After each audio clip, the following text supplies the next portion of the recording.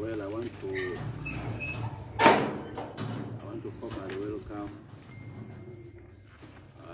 all of you members of the press.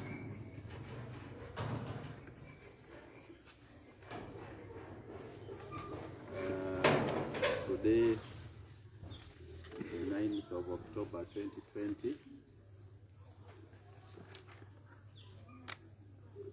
as I formally respond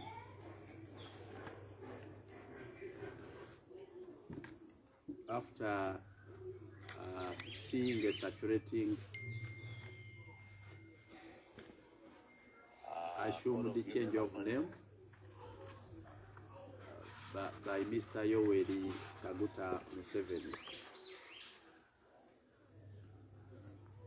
Ladies and gentlemen, we don't, and I don't take it lightly in the face of constitutionalism and the rule of law in this country, especially when it comes at a time. Just a few weeks ago, the Electoral Commission was attempting to make an explanation after I made a formal request for academic documents of candidate Yoweri Kaguta Museveni as presented for nomination in the 2016 presidential elections. I raised within my request a number of reasons as to why I doubted, which I still maintain, as to whether candidate Yoweri Kaguta Museveni actually ever presented academic documents, and if he presented, in whose names and for who, and as to whether the Electoral Commission actually has been following the law. This is all in pursuit of the rule of law and constitutionalism. And unlike General Museveni and his peers, who claim to have fought for democracy by going to the bush and using guns, where a number of people in the process lost their lives. Our generation and we as people of Uganda today, we want to pursue democracy, we want to pursue the rule of law, we want to pursue constitutionalism using the law and without shedding any blood. We want to pursue the rule of law using the law as it is in our statutes, and we rise on the position that the Uganda's legal system is standard. No one is above the law, and there is no specific law that was made to apply to only me or you, but does not apply to others. Or there is no law which applies on, for example, Kyagulanyi Ssentamu and does not apply to Yoweri Kaguta Museveni. We want to demystify this reasoning, especially by state organs and organs of the public, which are supposed to serve Ugandans in the face of the law, to do it justly, fairly, and following constitutional provisions. Ladies and gentlemen, the abrupt change of names by Mr. Yoweri Kaguta Museveni from the said names of Yoweri Kaguta Museveni and other names as declared by him in his latest circulating deed poll dated 6 October 2020 has come within 39 days since the Electoral Commission received my formal request under the Access to Information Act for candidate Yoweri Kaguta Museveni academic papers. The Electoral Commission has since refused to avail me copies of candidate Yoweri Kaguta Museveni academic papers as presented in 2016 presidential elections. Yet in the same month, they released similar documents for other public leaders. Ladies and gentlemen, I have checked, and it is still unclear to me in which names and whose academic documents, if any, did the candidate Yoweri Kaguta Museveni present for 2016 nomination to the Electoral Commission. In his own DD poll, he mentions very many names which I've never heard of on any ballot paper or in any political office in this country. So he mentions very many names. In particular, I've checked all the previous Uganda elections and the results as announced by Uganda Electoral Commission since its establishment. No candidate, and I have to emphasize, no candidate has ever contested or has ever been announced in Uganda presidential elections with the name Tibuhaburwa. Yet in 2020 DD poll of Mr. Museveni, he attempts to state that he has some academic documents with the name Tibuhaburwa. Now, the law in Uganda, as I know it, has been standard that you can never and you cannot purport to change the name without a DD poll. The DD poll of Yoweri Kaguta Museveni has come in October 2020. If in any way he presented documents in different names, it means in 2016, if these are his documents, we must have voted and the person to contest would have been Tibuhaburwa, because this difference is not curable by a statutory declaration or an affidavit. It is a total different name. It's not a mere abbreviation. It is a total different name. And even we need also to investigate how many Tibuhaburwa may exist in this country and in whose identity, because the one attempting to now own the name has been owning a different age. And in the same DD poll is coming up to own an age probably presented by this particular person. Maybe they are the same, maybe they are different. But the standard of the law is now which documents were presented to the Electoral Commission. How could they now nominate a different person if presented with the different documents? Under which law and using which procedure? These are questions now rising up from the saturating DD poll of Yoweri Kaguta Museveni as claimed to be a change of name and as gazetted in the Uganda Gazette. The alleged change of name is dated October 2020, which is 35 years later. How then did the Electoral Commission claim? How then did the Electoral Commission, it is 35 years, how then did the Electoral Commission claim to have received the academic documents, if any, in different names, then nominated a candidate in totally different names and without a DD poll changing name in 2016? Further still, why would a president of around 35 years in power innocently rush to change names and introduce a totally new name in his old age within 39 days after my request for academic papers from the Electoral Commission? I want to repeat the narrative. Why would a president who has been in power for 35 years rush in the 39 days after I requested academic papers from the Electoral Commission to change his names in his old age? As we pursue the rule of law and constitutionalism, these latest developments have caught our attention and generated multiple legal questions, which we shall diligently pursue. It's a calling to all of us as people to defend the rule of law. The discriminatory conduct of the electoral body cast doubt on their independence, and it's a calling for us all to push for equal treatment before the law, because the Electoral Commission, chaired by Justice Byabakama, is apparently and obviously showing bias and discrimination in the way they are attending to us as the public and us as the people. Yet they are a commission which is presumed to be independent and to act independent. I asked for academic documents of Yoweri Kaguta Museveni. They have refused up till today. Instead, they have chosen to only defend that he started with no school mentioned, or no class mentioned, or no year mentioned.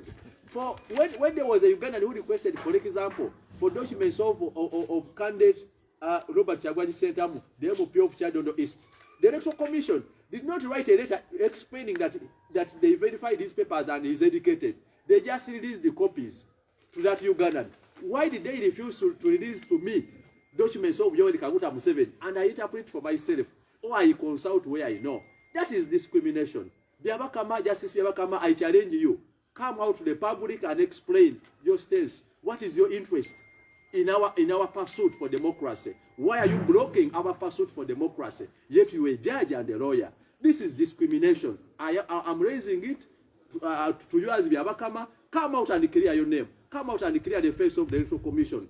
Be seen to be fair and just. Avail me copies of academic documents of Yoweri Kaguta Museveni. This change of name does not in any way change my stand or our pursuit for the rule of law.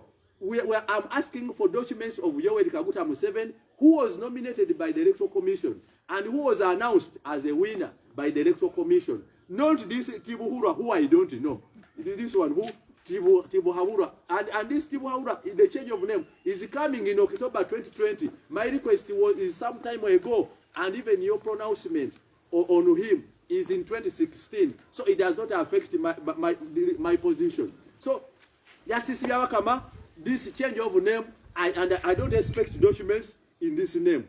I expect documents in Yoweri Kaguta Museveni, not documents in Tibu Hawura, because he has never been announced by the Electoral Commission as a president and has never stood as a president, because his DD poll has come in October 2020. It means he has changed names in October 2020. He cannot have existed in 2016 or any time before. So, Byabakama, I need documents for Yoweri Kaguta Museveni, not Tibu Hawura, because he was not there in 2016 when you nominated and announced results in Yoweri Kaguta Museveni. I'm using legal positions and legal ground. I challenge Byabakama to innovate any law that existed and allowed him to nominate a candidate, if any, in different names, and announce him in different names. That will be a very dangerous precedent, a very dangerous development, and a big challenge to the rule of law. What we are raising are matters of law and matters of procedure. The rule of law is not a reserve to any organ. It is a calling on all the Ugandans to defend the rule of law, democracy, and constitutionalism, to which I stand to defend, of course, as a lawyer, as a Ugandan, and as a registered voter in the Republic of Uganda. Ladies and gentlemen, my formal request under the Access to Information Act, addressed to the Electoral Commission for copies of academic documents of candidate Yoweri Kaguta Museveni as presented in 2016 still stands, and I'm still expecting the same. I want to repeat and reiterate the response by Byabakama, which he claimed does not follow within the Access to Information Act, and my request still stand. Our pursuit for democracy and the rule of law shall remain standing, and we still insist this is a calling on all of us as Ugandans. We must not be led by people who are unknown. We must be led by people who are known, with clear names and clear identity. The one who was announced is Yoweri Kaguta Museveni, not Tibu Hawura. So I'm expecting the Electoral Commission to avail me copies of Yoweri Kaguta Museveni as nominated in 2016. I thank you. Uganda.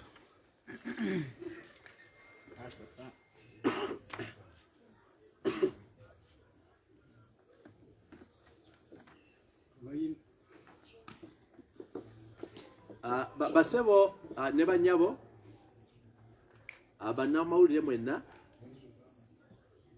ne bannayuganda mwenna abali eyo, ennaku nga bbiri emabega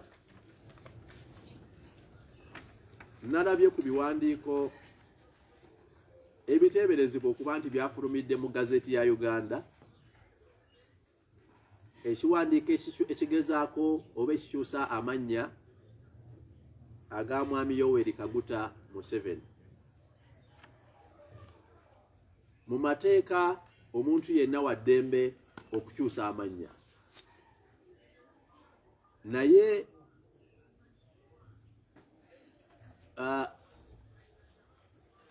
okukyusa amannya kwa Mwami Yoweri Kaguta Museveni okwalabikire mu kiwandiiko ekyanga 6 Okitoba 2020 kiba kyazze nga wakayita ennaku 39 okuva we nawandiikira akakiiko k'ebyokulonda aka Uganda Electoral Commission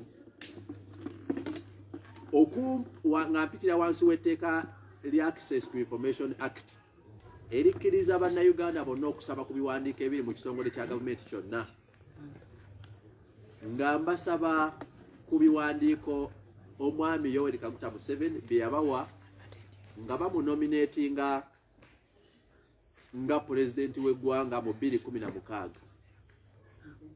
Akakiiko k'ebyokulonda akakulembera Mwami Byabakama okutuusa olwaleero tekanampa ku kiwandiiko kyonna. Akakiiko k'ebyokulonda kakyagaanye okumpa ebiwandiiko bye kasinzirako okunominatinga Mwami Yoweri Kaguta Museveni mu mwaka 2016.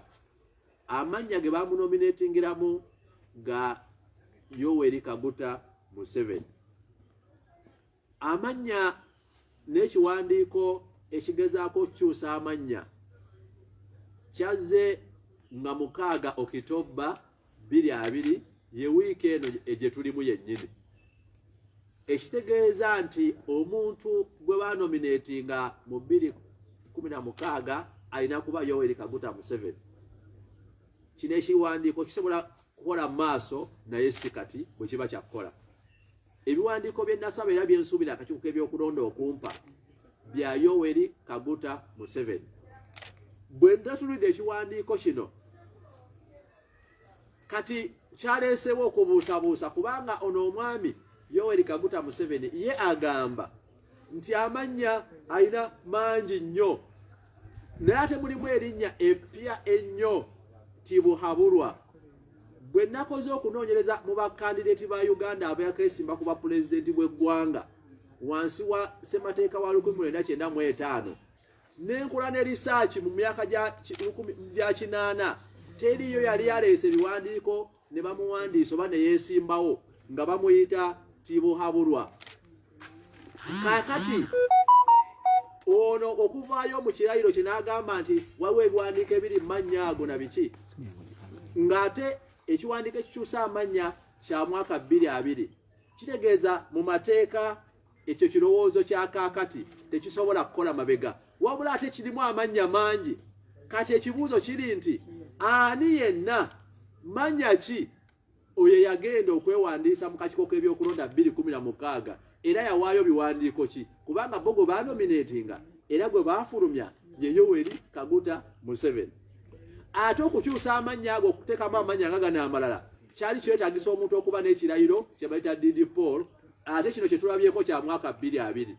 Ekitegeeza akakiiko k'ebyokulonda kati akawandiikira nga Mwami Byabakama agamba nti bawandiika nga bagamba nti ono Yoweri Kaguta Museveni yasoma era balina ebiwandiiko bye, bo baabijjawa bw'abanga ono yagamba ye byalina birimu amannya malala, simanyi Tibuhaburwa, simanyi amannya ki, kati balina biwandiiko ki era baabijjawa, era baasinzira ku ki okunominatinga oyo omuntu gwe bayita Omwami Yoweri Kaguta Museveni bwebanga ddala ate yagamba ebiwandiiko biri mannya malala.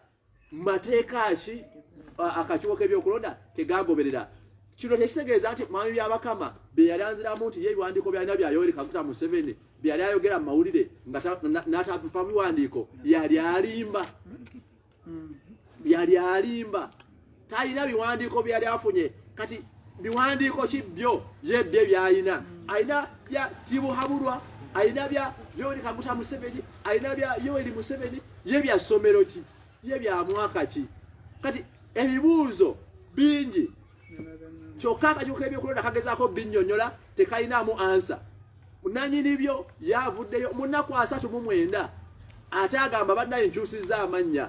Bassebo ne bannyabo okukyusa kw'amannya tekujjawo kusaba kwange. Nze nasaba biwandiiko bya Yoweri Kaguta Museveni gwe baanominatinga wansi w'etteeka erya Presidential Elections Act mu mwaka 2016 alina okubanga yawayo ebiwandiiko mannya ago. Bw'abanga byalina biri mannya malala ne waba yatwala affidavit oba statutory declaration tesobola tesobola mu mateeka kubalibwa nga kukyusa amannya. Ekitegeeza tebisobola kubaayo ebyo. Ate byabakama byagamba era ebiwandiiko yagamba nti yasoma omusango gwe yali akooti nga gwe yali ayogerako tebiriimu mu nnaku 39 nga nze nkyabanja biwandiiko. Ate nannyini byo ali mu kukyusa amannya, ate byataddemu mu kukyusa amannya ayogera bingi, ayogera amannya, ayogera nti buli kiwandiiko kiri mannya oba malala. Kakati naye ne ngamba waayi katunoonyereze. Nkoze research okuva mu mwaka gw'ekinaana teriyo candidate gwe bali banominatinze nga bamuyita Tibuhaburwa. Ne wansi wa ssemateeka wa 1995 okuva we twatandika okulonda mu gino emyaka 35 teriyo candidate gwe baali banominatinze nga bamuyita Tibuhaburwa. Kyokka Tibuhaburwa akyusa amannya kati yagamba abaddewo. Kati ani gwe bandibadde banominatinga mu 2016 kubanga eggwanga Uganda linafugibwa ku musingi ogw'amateeka. Ate akakiiko k'ebyokulonda kasuubirwa okubanga keetengeredde. Kakati kalaze obulyaza amanya n'obuteetengerera kubanga nze bwe nakasaba ebiwandiiko bya Mwami Yoweri Kaguta Museveni kati ndi mu nnaku 39 ndowooza ziweze 8 oba 41.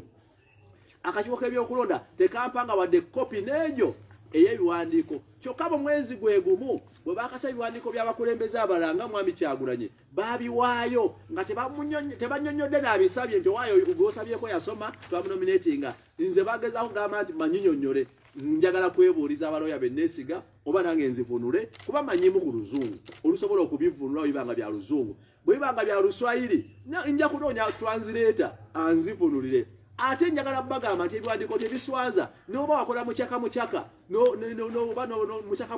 oba n'ogenda n'odduka misinde mu magye ne bakuwa ekiwandiiko bw'okyeta mu National Council n'egamba wasoma oba wasoma bampe ku biriyo bwe banga gyebiri. Bassebo ne bannyabo nti okukyusa amannya okukolebwa Mwami Museveni kuzze emyaka 35 ng'ali mu ntebe. Kakati akakiiko k'ebyokulonda kaba kafuna biwandiiko byani bw'abanga yina nnyini byo agamba nti bye byalina biri mannya mangi siri Musa biri wabula biri mannya ki mangi gayogerako. Ekyokulala lwaki mulowooza nti president abadde mbuyinza emyaka 35 ayinza okudduka sipiidi n'akyusa amannya mu nnaku 39 nga twakasaba akakiiko k'ebyokulonda ebiwandiiko. Kyokka mu myaka gye egy'obukadde si kya bulijjo abasajja abakadde n'abakyala abakadde ogamba nti akyusa amannya kubanga omuntu ayinza otuuka okufa nga n'abazzukulu bamanyi jjajja yali mulala ng'ate bo balowooza jjajja afudde mulala. Kati omuntu okudduka n'akyusa amannya mu bukadde bwe si kya bulijjo bannange.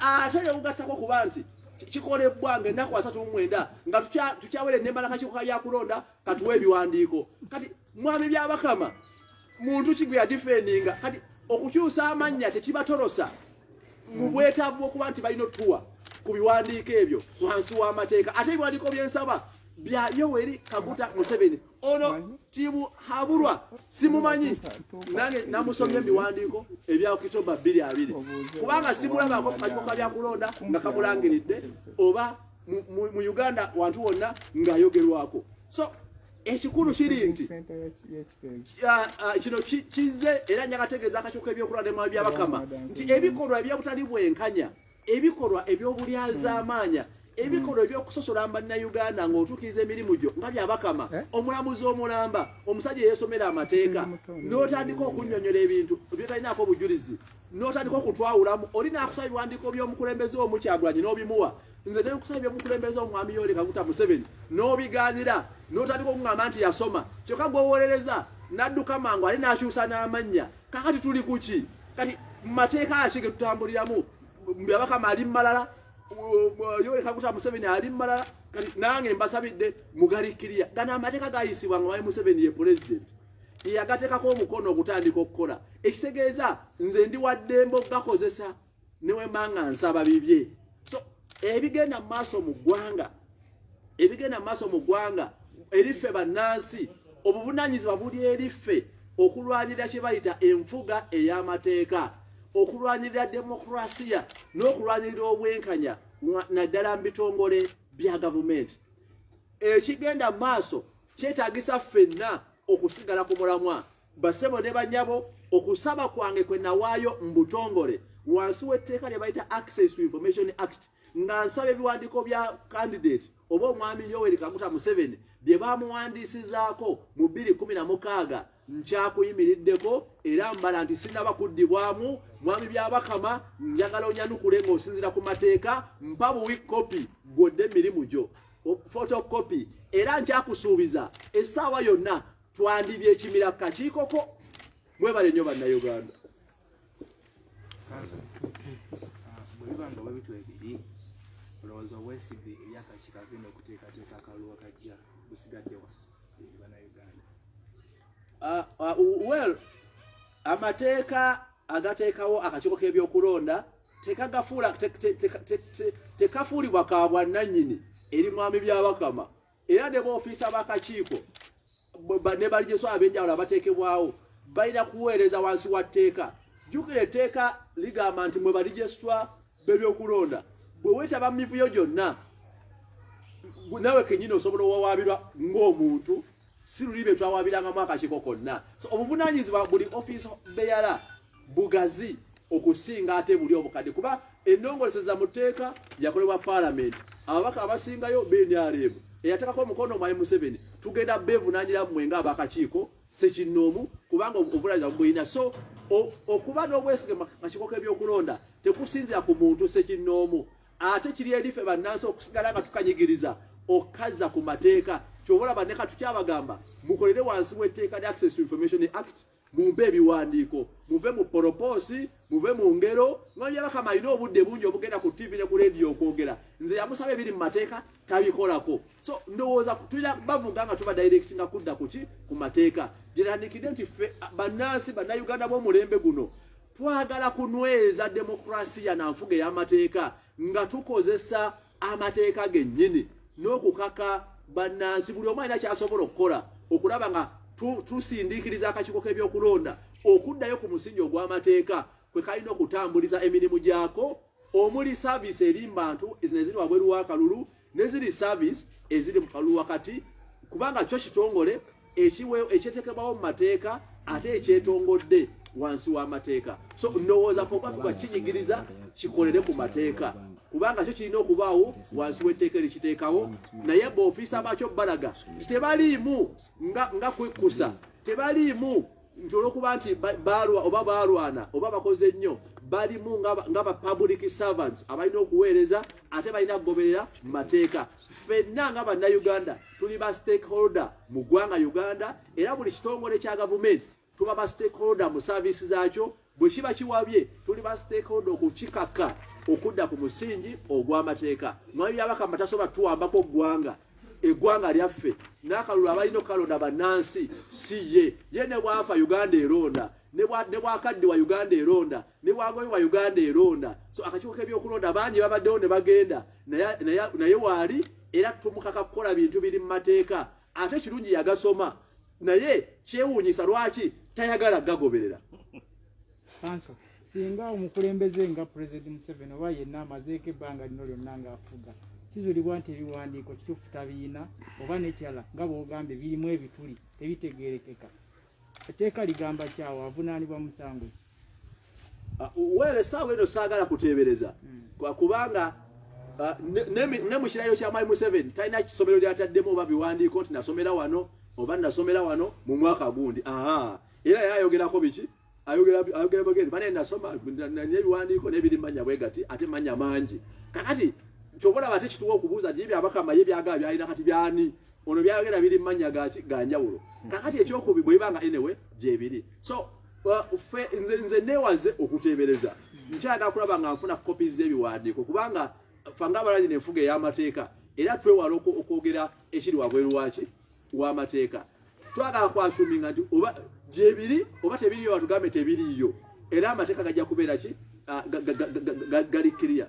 Naye twakufuga kulaba ekitongole akakiiko k'ebyokulonda ko keetengeredde kagoberera amateeka mu nkole yaako bwe kaba kasunsula engeri gye kasunsulamu abala yemu n'abalala bwe kaba kagamba nti kasinzira ku mateeka ebiragiro bye kayisa bigoberera amateeka oba babikozesa byabufuzi kakola byabufuzi oba kateeka kulonda kwa mazima na bwenkanya era standards zikakozesa nze zimu sofa kyeraga lwatu nti akakiiko k'ebyokulonda kalinga akalimbya obufuzi kalinga akazanya ebyobufuzi eby'NRM ate nga kalina kutegeka akalulu n'okuweereza bannansi bonna bannayuganda. So tekikendeeza ku bwetaavu na muwendo gwa mulamwa mu mateeka ogwani asabye ebiwandiiko ne wabanga wa kibiina gundi oba wa NUP oba wa DP oba wa Jema oba basabye bya candidate w'NRM oba waki tekikendeeza ku mulamwa na muwendo gwa mulamwa wansi w'amateeka kwani asabye ne java nekirabika nga akakiiko k'ebyokulonda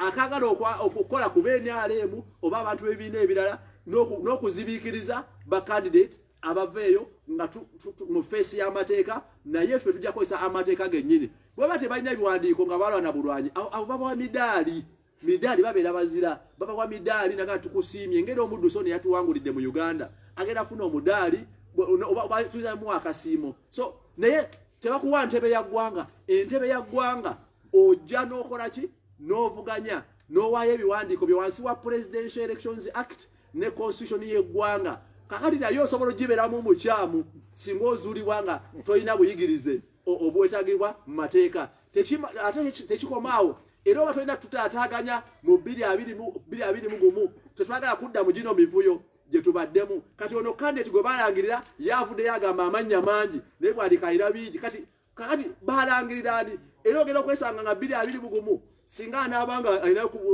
bamugize ng'ate amannya malala kati Uganda etambula mu zigizaga ne mulembe guno ogwaffe ogw'abantu abaagala okulwanyisa demokrasi nga tukozesa amateeka tugenda kulemerako okulaba nga tuwanika tutwala amaaso okulwanyira enfuga ey'amateeka omutali kuyiwa musaayi omutali kumenya bannansi tulowooza nti bannayuganda bangi abalina obusobozi n'ebiwandiiko ebirikkirya for example ebirikkirya abasobola okukulembera eggwanga uno ngadde ebbali nga naye ng'ate tuba tulina okuddamu okukola research yayitawo okubanga abadde alangiribwa ne bamunominatinga ng'ebiwandiiko by'abalala obanga biri mu mannya malala kati ebibuuzo bikyali bingi.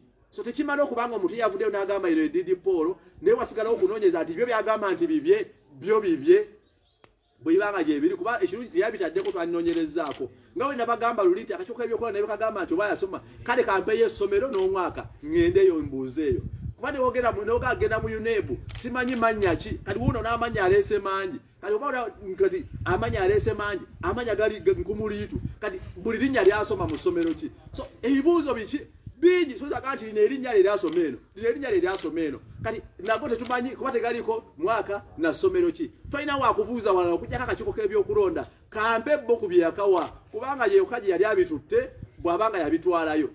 Basebo ne bannyabo tuli mu nfuga y'amateeka era tulowooza nti eggwanga tusobola tulwanirira notuliza ku musingi ogw'amateeka. Amateeka g'enkozesa ne constitution byayisibwa nga Mwai Museveni ye president talina kwekwasa tebinyigiriza ye nga muntu wadde ab'ekibiina kye. Eno nfuga y'amateeka sinze nagayisa si bannayuganda bye bagayisa parliament ya Uganda n'asembule bayina eddembe okugamba nti mukulembeze abeerako ng'alwanye bulwanyi naye baateekamu omukulembeze alina kuba na sinya ey'okuna n'ey'omukaaga bampeeko kopi nsobole okwekkaanya mwebale nnyo. Bwe banakuwa ebiwandiiko bya Museveni nga kuliko erinnya limupya onobikkiririzaamu naye kirala ebiwandiiko by'osaba 2016 kiba kitegeeza nti erinnya teryaliko kumanya byawaayo olina enteekateeka ya ultimatum gye wakakiiko k'ebyokulonda yakalemereddwa olinawo enteekateeka z'okuddukira mu kkooti era ogenda mu kkooti za wano era ogenda mu circuit. Well ffe tetwagala kulabula kakiiko nteekateeka wabula tubasomera buwaayiro obulambulukufu obuli mu mateeka tetubasabye nti era okusaba kwange si kwa munyambe wabula mutuukirize obuvunaanyizibwa bwammwe obuli mu mateeka kugaba amateeka mu Uganda mwegali tegasosola gali clear teri ali waggulu w'amateeka. Ate buli candidate obagenda omunominatinga eri bannayuganda abalowooza waba bizobuuza nti lwaki obuuza ebiwandiiko bya president aliko basebo ne banyabo nasaba ebiwandiiko bya candidate Yoweri Kaguta Museveni. Omuntu yenna wagenda okwesimbawo afuuka candidate ne obanga gw'obaddeko era obiwaayo nga candidate bakusunsule era obeera bubeezi nominated. Uganda teri mugamba nti toverlappinga nti nga bwe mbaddeko nzirako buzzi. Era tekiri obvious nti abaddeko ya abadde n'ebisaanyizo. Waliwo ababa basomoka ababa batoloka akasengejja k'amateeka nga tewali yakuba mu ttooki. Kakati akaseera k'okuba mu ttooki kazze kati. So waweerayo ababa basomokaawo ne bagenda nga tebakoze ekyo. Ekyokubiri kituyamba okutunulira abaffe ebitongole byaffe biri independent, kye bayita independence ya buli kitongole nga bwe kisuubirwa. Ako nako ka minzaani akapima. So singa kisangibwa nga oyinza okwesanga ng'ebitongole ne baga tusobola nga tukyali mbuwambe ng'omusajja akube emmundu ye n'awamba n'ateekayo ebitongole n'amateeka naye nga tukyali mbuwambe nga tulina kulwala kulaba ng'ebitongole tubiddiza amateeka obuyinza bwabyo wansi w'amateeka. Ate bannansi mukisobola kubanga eddobo Uganda ssemateeka agamba all power belong to the people. Teriyo power belonging awabya bakama oba wa Mwai Museveni. All power belong to the people. Era balina je exercisinga nga bafollowinga semateeka. Era semateeka agamba nti bwe musanga nga semateeka asoomozebwa mulina oluvunanyizibwa mwe nga bannansi okulwanirira semateeka okulaba nga adde engulu era nga akozesebwa. So obulazi okulwanirira semateeka nze mbagambye neganda amateeka bwe gaali gayisibwa mu parliament tebateekako kagamba nti bannange temugakozesanga ku Mwai Museveni. Amateeka gayisibwa nga gaffenna era bwe bagamba nti kufuna ndaga muntu n'agenda naye kubya bifaananyi nti nze nsooso ofuna nti neewandiisizza. That is etteeka ly'okwewandiisa bwe lyajja. So buli tteeka lyonna mu Uganda era naye tasobola agamba nti atambula butambuzi nga talina passport naye asooka funa ki passport. Amateeka gali standard.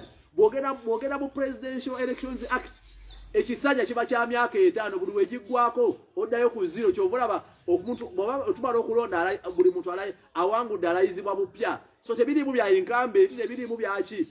Twetaaga ebiwandiiko byonna okulaba nti ebitongole bino byetengeredde byo biba byetengeredde ebikolera ku mateeka oba biragirwa bulagirwa. Tusobola okuba nga tulina amateeka naye nga tukyali mbuwambe ng'ebitongole biri awo naye nga bikola from using orders from above instead of okugoberera amateeka amalambike getwagala fata okulwanyirira nti ekitongole kikozesa amateeka amalambike si biragiro era nga tebibatira ku liiso muntu yenna.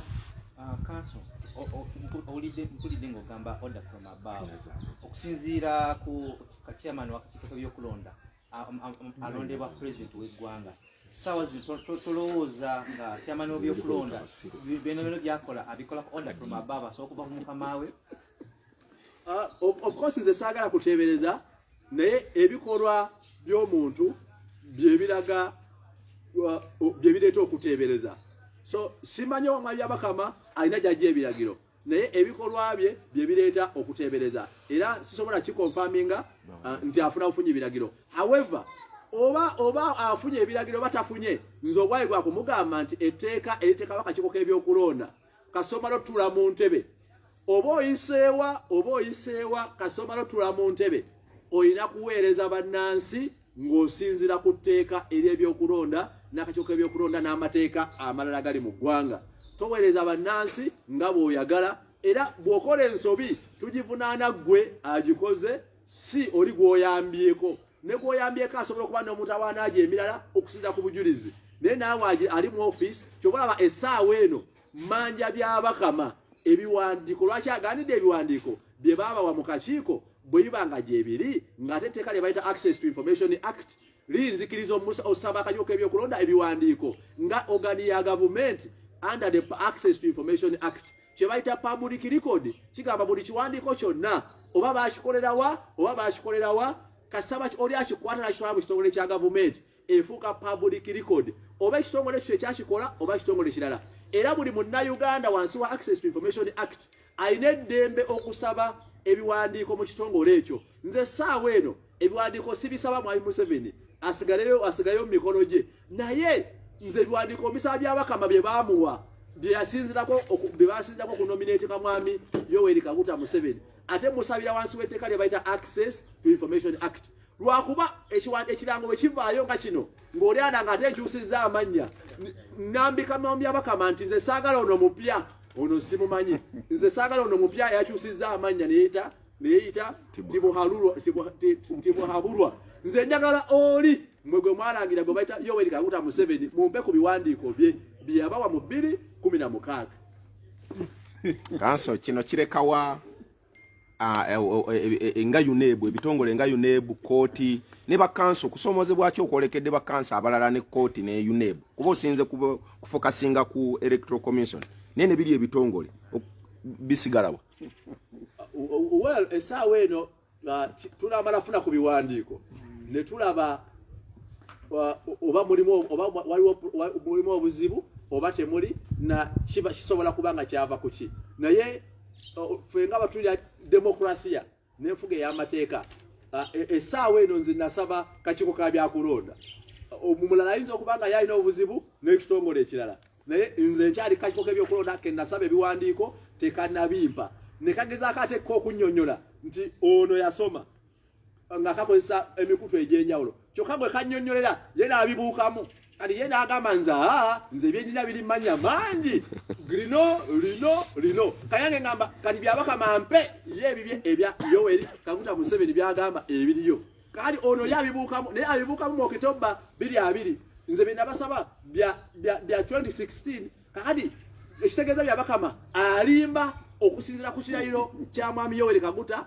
Museveni kubanga ono wagandize byenda byamanya mangi oli ye byalina Byabakama byayogerako biruwa so Byabakama alimba ngale ekyamani wakakiiko naye nze nkyasuubira nti wabatalimba ampe ku biwandiiko ebyo ye byalina ebya Yoweri Kaguta Museveni byayogerako kuba omusango ya kooti bwe yagamba nti babisala teri bukikyogera ku byabuyigirize bya mwami Museveni wadde n'akamu era teri ekiwandiiko kyonna mukyale ngo bagulina aveyo agulage bannamawulire nti bibino babyogerako kubanga naye mugende bannamawulire mu mubuuze abalage omusango ogwo abalage content bwe boogera ku buyigirize bwa mwami Museveni ave mu kulimba n'okuwuddisa eggwanga ng'ate ekyamaani w'akakiiko ate akitegere nti bannayuganda ku mulundi guno twagala cross checkinga buli nkola na nteekateeka ya buli kitongole nga tusinzira ku mateeka ebyendowooza zaabwe ebya orders from above ffe tebitukwatako ffe twagala rule of law and constitutionalism kyobulaba ne mu parliament ya Uganda nayo ngenda kikira wano Kyaddondo ng'omubaka wa parliament twagala kwongera kulwanyira rule of law and constitutionalism enfuga ey'amateeka so zibasanze bonna abazibiikiriza amateeka nga bakozesa orders from above kuba twagala kulaba nga buli kitongole kiba kiriya kiba kirambulukufu kati mwami Byabakama okuddawo n'alimba eggwanga nti yalina ebiwandiiko byono nze Mukama bw'aba talimba ampeeko kopi oba kale yabiraga eggwanga eyo gy'ayogerera oba kale aveeyo alaga omusango ogwo gwagamba nti baayogerako alete kubanga mulamuzi amanyiri gyesweza kooti nze gwe nafunye nga bwe ngusoma gwonna kuva kupojje gwagwa paka gye gwaggwera temulimu ebiwandiiko bya mwami Museveni baali bakaayana ku nkaayana zaaki zaani yabbye akalulu baani bannange babbyewo abakoze malpractice si buyigirize so mukyalennyinga yaveeyo abirage ye byayina kubanga nanyini byo ate yagamba talina biwandiiko by'amannya ago yagamba byalina biri manya mangi nnyo kakati banominatingani weewaawo bannayuganda nga ba stakeholders kino kibalekawa era bwobanga gwa bakulembeddemu bazzaako ki?